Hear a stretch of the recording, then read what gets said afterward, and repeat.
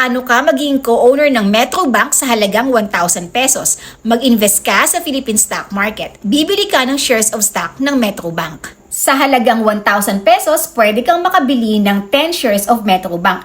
Kasi as of December 16, 2024, ang market price ng Metrobank ay 76.75 per share. So, 1,000 pesos, i-divide mo sa 76.75, the answer is 13. Pero ang board lot ng Metrobank ay 10. Pag sinabi mong board lot, ito yung minimum number of shares na pwede mong i-trade sa stocks. Okay, simulan mo nang aralin ang stock market, ang simple investing strategy nito para maging co-owner ka ng Metrobank. At hindi lang yun. Magandang preparation yan para sa iyong retirement, para magkaroon ka ng extra income or passive income, para sa education ng iyong mga anak at pwede mo pang ipamana ang knowledge mo sa iyong mga anak. Okay? Kung gusto mo pang matutunan ang simpleng stock investing strategy, i-follow mo lang ako. Salamat, this is Cynthia Fuller.